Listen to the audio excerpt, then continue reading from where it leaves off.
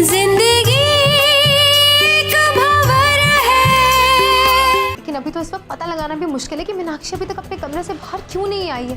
कहीं ऐसा तो नहीं कि आदित्य ने प्लान कैंसिल कर दिया हो? भूल जाओ मीनाक्षी को, आदित्य भूल जाओ। कहीं ऐसा तो नहीं है बेटा कि आदित्य को इस बात की खबर लग गई हो कि हमें इस बात की भनक लग गई? हो सकता है पापा, लेकिन मुझे अफसोस तो इस बात का है कि मीनाक्षी घर से बाहर निकली नहीं, वरना आज की रात आदित्य की जिंदगी की आखिरी रात। इस घर से कदम ना निकाल कर तूने घर की इज्जत ही नहीं बल्कि आदित्य की जान भी बचाई। मैंने आपसे जो दावे किए उन दावों को मैं हर हालत में पूरा करूंगी, हर हालत में। ये मेरा वादा है आपसे। आचार्य जी का बलदेव सिंह के घर से रिश्ता हरगिज नहीं जुड़ेगा, हरगिज।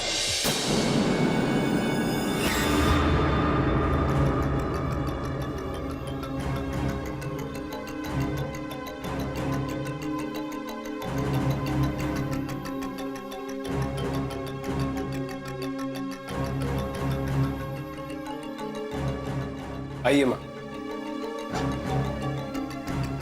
मैं आपका इंतजार कर रहा था। मेरा इंतजार किस लिए? माँ, जेल से आने के बाद पापा के लिए राजनीति के सारे रास्ते बंद हो गए थे, और नए रास्ते बनाने के लिए पता नहीं पापा को कितनी मेहनत करनी पड़ती,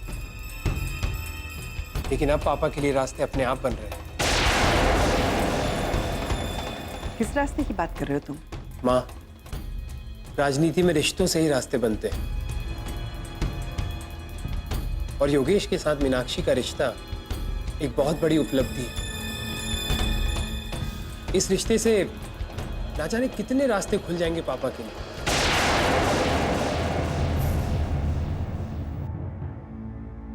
राजनीति के रास्ते तो शायद खुल जाए, लेकिन मीनाक्षी की खुशियों के बारे में तुम क्या कहते हो? क्या राजनीति के आगे मीनाक्षी की खुशियों का कोई मोल नहीं? माँ, ये आप क्या कह रही? ये तो मीनाक्षी की गलती है कि वो आदित्य के जाल में फंस गई। वो नादान है इसलिए उसका नाम ले रही है, और आप भी उसका फेवर कर रही हैं माँ। अगर ये बात मैं तुमसे कहूं कि तुम्हारे पापा सियासत के जाल में उलझे हुए हैं, और उन्हें सिर्फ उनकी राजनीति नजर आ रही है, और तुम भी उनका पक्ष ले रहे हो। उन्हें तो उनकी बेटी की खुशियों की परवाह नहीं है, और भाई होकर तुम भी अपना फर्ज भूल गए। तो आप क्या कहना चाहती हैं? मीनाक्षी ने जो आदित्य से प्यार किया है उस पर हमें गर्व होना चाहिए, और हमें क्या करना चाहिए? उसकी बेवकूफी को मान लेना चाहिए। तुमने जो किया वो क्या था बेटा? एक पत्नी के होते दूसरी पत्नी को लाकर घर में बिठा दिया। ना तुम्हें कानून का ख्याल रहा और ना ही समाज का, और ना ही अपने माँ बाप की इज्जत का। और आज तुम इज्जत की बात कर रहे हो? जिसने खुद नाजायज रिश्ते को जायज बनाने की कोशिश की थी। अच्छा जवाब ढूंढा है आपने माँ। क्या मैं गलत कह रही हूँ?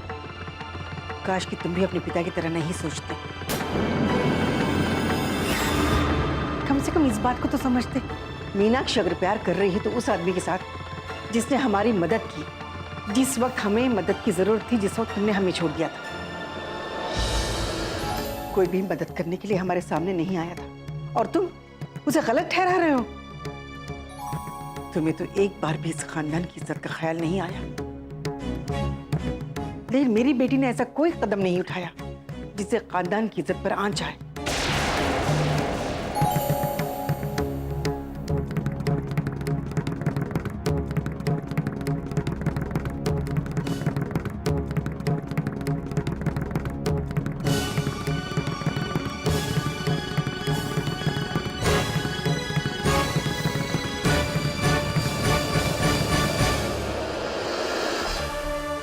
समझ में नहीं आया कि मेरा ये बना बनाया खेल आखिर बिगड़ कैसे गया।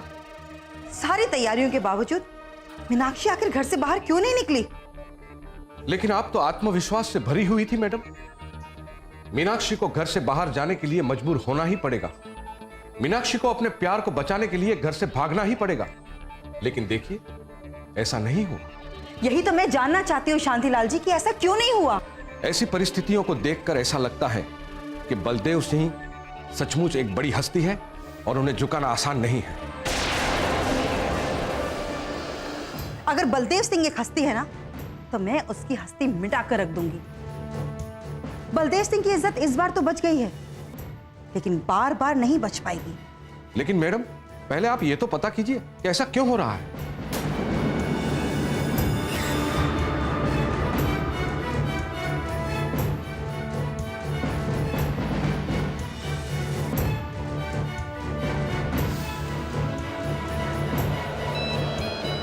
हाँ दीदी। हाँ सोनाली, क्या कुछ पता चला कि कल हमारा बना बनाया खेल कैसे बिगड़ गया? नहीं दीदी, अभी तक कुछ भी नहीं पता लगा पाई और मेरी मीनाक्षी से भी बात नहीं हो पाई है। दरअसल मैं उसके कमरे में गई थी उससे बात करने, लेकिन माँ जी वहाँ बैठी हुई थी। अब माँ जी के सामने तो नहीं पूछ सकती ना कि आखिर उसने अपना इरादा क्यों बदल दिया। ओफो सोनाली, मैं जानना चाहती हूँ कि सच क्या है। कहीं ऐसा तो नहीं कि मीनाक्षी के घर वालों को उसके जाने की भनक लग गई हो? कहीं ऐसा तो नहीं कि मीनाक्षी को घर से जाने से उन्होंने ही रोका हो?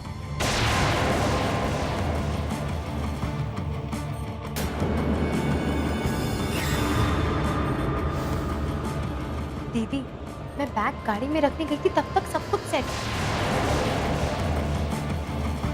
लेकिन अचानक कैसे सब कुछ बदल गया मेरी कुछ समझ में नहीं आया। पर शक तो मुझे भी हुआ है।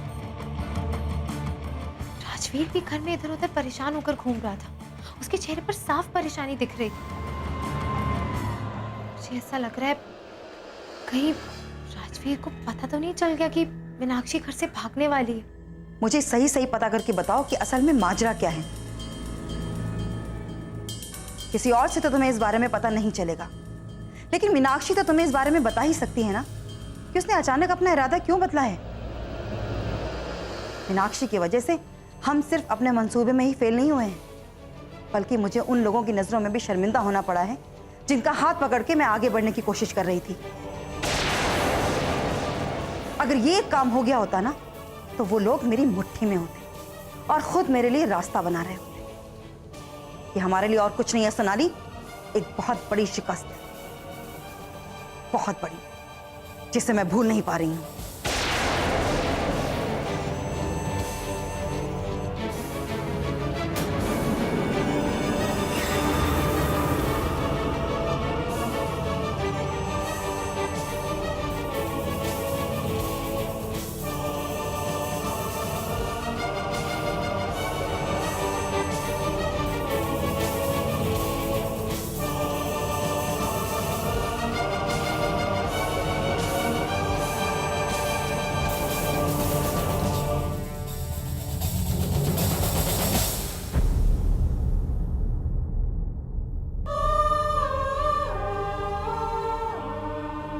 मेरे इनकार के बाद आदित्य ने क्या सोचा होगा? तार पर से तो शायद उसका विश्वास ही उठ गया होगा। कैसे खुद को संभाला होगा उसने। और मैं उसकी बात मान भी तो नहीं सकती थी। मैं अपने फैसले को अब भी गलत नहीं ठहरा सकती, और मेरे इस फैसले ने आदित्य की जान बचा ली।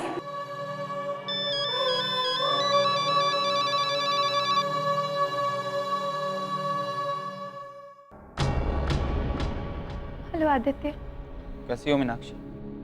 तुम्हें क्या लगता है आदित्य, क्या मैं खुश होंगी? तुम्हें तो खुश होना ही चाहिए, क्योंकि अगर तुम मेरे साथ चली गई होती तो शायद मैं खुश हो गया होता, मुझे मेरा प्यार मिल गया होता।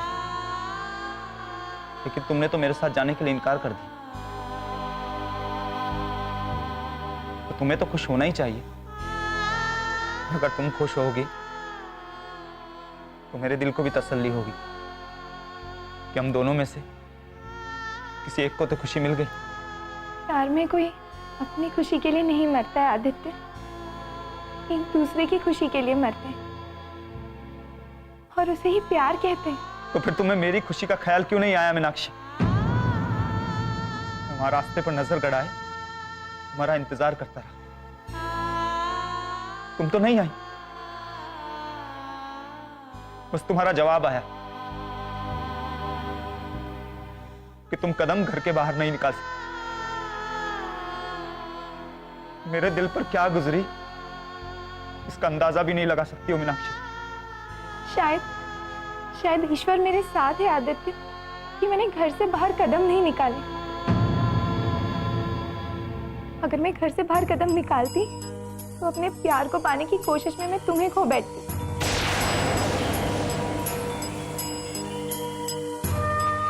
क्या?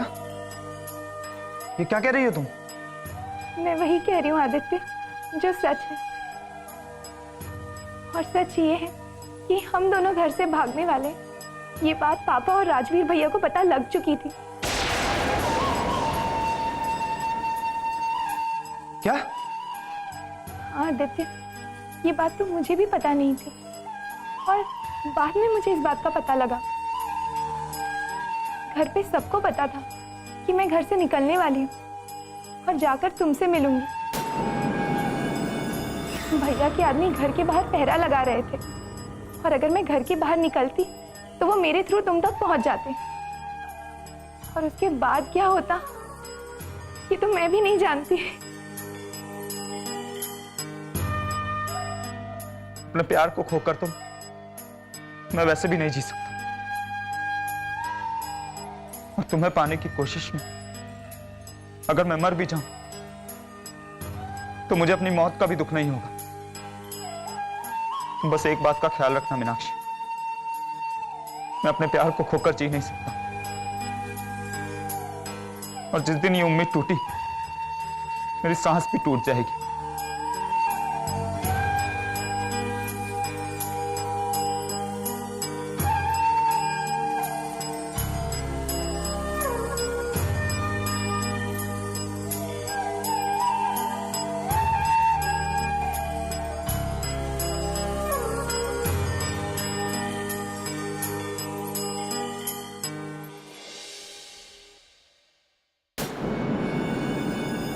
मामला तूल पकड़ते पकड़ते रह गया। बलदेव सिंह की छवि बिगाड़ने का एक अच्छा मौका था जो हमारे हाथ से निकल गया। ये तो अभी तक पता नहीं लग पाया मुख्यमंत्री जी कि रजनी वर्मा का प्लान फेल कैसे हो गया। बात जहां थी वहीं रह गई, और इधर शारदा देवी के हौसले बुलंद होते जा रहे। प्रदीप जी, गांव में जो काम रुक गया है उसके बारे में मुझे मुख्यमंत्री जी से बात करनी पड़ेगी।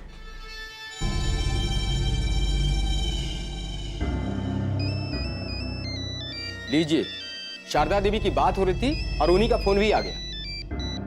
साफ साफ मना कर दो, मेरे पास मिलने का कोई टाइम नहीं। हेलो, नमस्कार ललन जी, क्या मुख्यमंत्री जी से बात हो सकती है? ये क्या कर रही हैं आप? अरे मुख्यमंत्री जी के लिए 1000 काम होते हैं, 1000 जिम्मेदारियां होती है। हर वक्त बात करने के लिए क्या वो खाली बैठे हुए हैं? एक बात मैं भी कहना चाहता हूं, सच कहूं तो कोई भी विधायक इतना मुख्यमंत्री जी से मिलने नहीं आते, और ना ही कोई इतना बात करना चाहते हैं। देखिए, मुझे राजनीति के मसलों पर नहीं, कुछ और बात करनी है। देखिए, अभी तो बात नहीं हो सकती। धन्यवाद।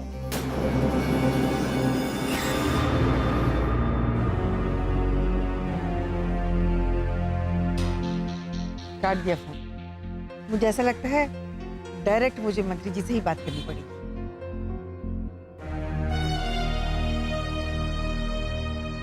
अच्छा सुना है ना मैंने? अगर कहीं कोई मंत्री पद मिल गया होता तो पता नहीं क्या करती वो।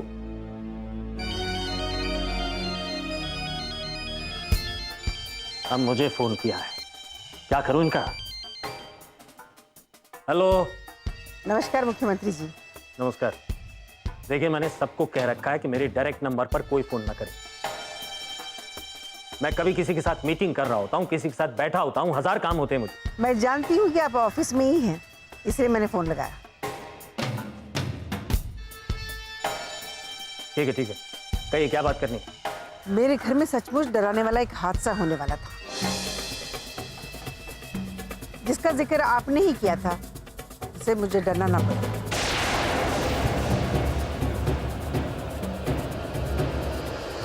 विश्वास का एक दिया था जो अब तक जल रहा था। न जाने कैसी आंधी थी जो विश्वास के इस दिए को बुझा दिया। बस थोड़ा सा और इंतजार करो, सब कुछ सामने आ जाएगा। जिंदगी एक भंवर है। क्या कह रही हैं आप? वही कह रही हूँ जो सच है। आपकी बात सुनने के बाद मुझे ऐसा लग रहा था कि कुछ तो जरूर होने वाला है, और वो बात सामने आ गई। आप मुझ पर इल्जाम लगा रही हैं? मैंने तो कुछ कहा ही नहीं। आपको परेशान देखकर मुझे एक पुरानी कहावत याद आ रही है, चोर की दाढ़ी में तिनका।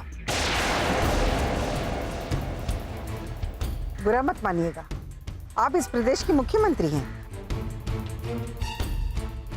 इस पद की गरिमा बहुत बड़ी है। कोशिश कीजिएगा इस पद की गरिमा बनी रहे। राजनीति को आज किस दिशा में ले जाया जा रहा है ये मैं भी देख रही हूँ, जनता भी देख रही है। लेकिन दौर बदल रहा है। भ्रष्टाचार जितनी तेजी से आगे बढ़ रहा है ना, उतनी तेजी से खत्म भी हो जाएगा, और यही सच है। हर जगह भ्रष्टाचार का बोलबाला है। देखना, बहुत जल्द एक नई राजनीति की शुरुआत होगी। इसलिए मैं आपसे निवेदन करना चाह रही थी, कम से कम इस पद की गरिमा तो बने रहने दीजिए। धन्यवाद। धन्यवाद।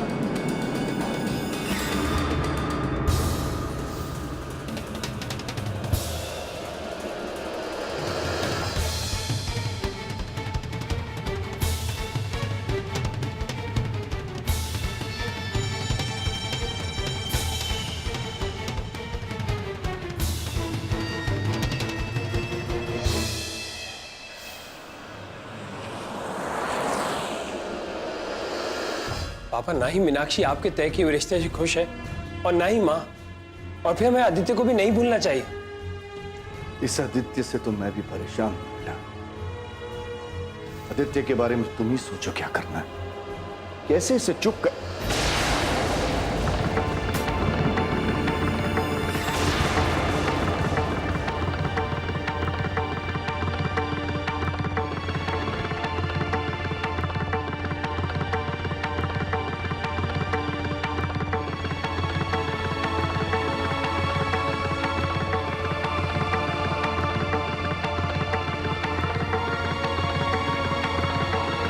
आप खुद को राजनीति की शीर्ष पर बैठा कहते हैं, बेटे को किस शीर्ष पर बिठाना चाहते हैं आप?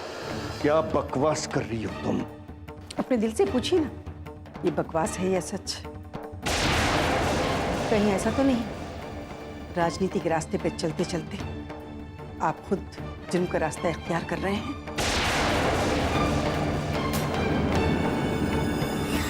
मेरे विरोधियों के कहने में आकर तुम ये बकवास कर रही हो।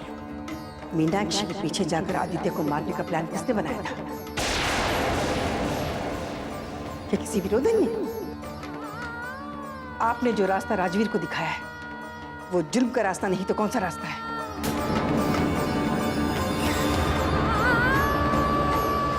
मैं तुम्हें समझा रहा हूं, अपने लिए नए रास्ते बनाने की कोशिश मत करो। राजनीति का तुम्हें कुछ भी पता नहीं, फिर भी अपनी मर्जी की कर रही हो। हाँ, मुझे राजनीति के बारे में कुछ नहीं पता, लेकिन मैं सच्चाई के रास्ते पर चलना चाहती हूँ, और मुझे ये मालूम है सच्चाई मेरे साथ है, इसलिए मुझे सीखने की कोई जरूरत नहीं है। वक्त सब कुछ सिखा देता है। मुझे ऐसा क्यों लग रहा है कि मेरे विरोधी जानबूझकर तुम्हारे दिल में मेरे खिलाफ नफरत पैदा कर रहे हैं? अलग अलग साजिशें रची जा रही हैं। कब तक विरोधियों का नाम लेकर खुद को झुटलाने की कोशिश करेंगे आप? कल तक मैं भी गलत फहमी में थी, लेकिन आज एक एक बात करके सारी बातें सामने आ रही। तुम श्री प्रकाश जी की बातों की वजह से परेशान हो ना? मैंने सब कुछ पता लगाया है। ये एक बहुत गहरी साजिश थी, और ये तभी से रची जा रही थी जब से तुम चुनाव जीती थी शारदा। ये सारी सच्चाई तुम्हें श्री प्रकाश जी का बेटा खुद आकर बताएगा। बस थोड़ा सा इंतजार करो। क्या बताएगा वो? आप उसको भी सच का झूठ, झूठ का सच बोलने के लिए मजबूर कर दो। और मैं इतनी भी नादान नहीं कि झूठ और सच को समझ ना सकूं। विश्वास का एक दिया था जो अब तक जल रहा था।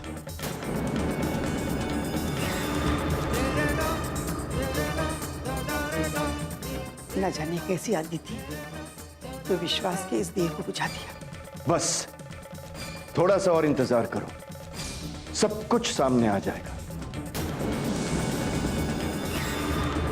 विरोधियों की ये चाल भी तुम्हारे समझ में आ जाएगी। मैं आपसे बहस नहीं करना चाहती, बस एक बार और निवेदन करती हूँ, आप मीनाक्षी की खुशियों के साथ मत खेलिए। वो हमारी बेटी है।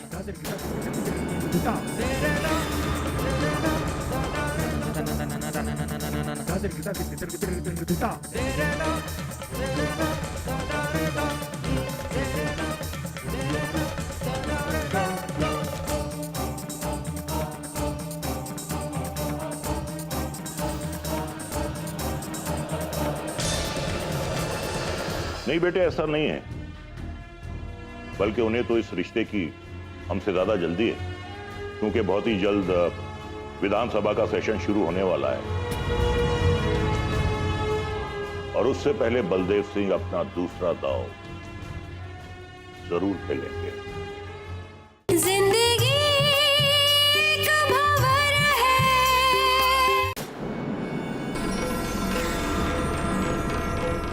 क्या सोच रहे हो बेटा? माँ यहाँ सगाई की तैयारियों में लगी है, लगातार शॉपिंग, मार्केटिंग। और मीनाक्षी के यहाँ क्या तैयारियां चल रही हैं कुछ पता ही नहीं हमको पापा। देखो बेटा, उन्हें भी तो पता है कि सगाई होने वाली है। आखिर ये रिश्ता छोटे मोटे परिवारों के बीच में नहीं हो रहा है, बलदेव सिंह का और हमारा परिवार एक हो रहा है, तो वो भी तो सगाई की तैयारी में जोरों शोरों से लगे होंगे ना। पापा मैं अच्छी तरह जानता हूँ कि एक राजनीतिक गठजोड़ है। आपके कहने पर मुझे शादी से कोई एतराज नहीं है पापा, लेकिन बलदेव सिंह के घर पे क्या चल रहा है इस बात का अंदाजा लगाना अब भी मुश्किल है। क्योंकि अगर तैयारियां चल रही होती तो कुछ तो बात होती, क्या करना है, कैसे करना है, कहाँ जाना है, सलाह मशवरा कुछ तो करते पापा वो लोग हम लोग से। नहीं बेटे, ऐसा नहीं है, बल्कि उन्हें तो इस रिश्ते की हमसे ज्यादा जल्दी है, क्योंकि बहुत ही जल्द विधानसभा का सेशन शुरू होने वाला है और उससे पहले बलदेव सिंह अपना दूसरा दांव जरूर खेलेंगे।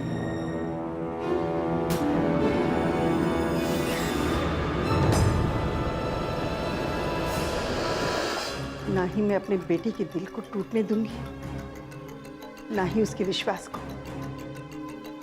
मुझे कोई ना कोई कदम जरूर उठाना होगा, एक नतीजे पर पहुंचना होगा। पिछली बार जो तुमने गलती की थी मीनाक्षी को घर से भगा के ले जाने की, वो तो मीनाक्षी ने घर से बाहर पैर नहीं निकाला, वरना मैं तुम्हें तुम्हारी औकात उसी दिन दिखा देता। लेकिन एक बात याद रखना, ऐसी गलती दोबारा मत करना।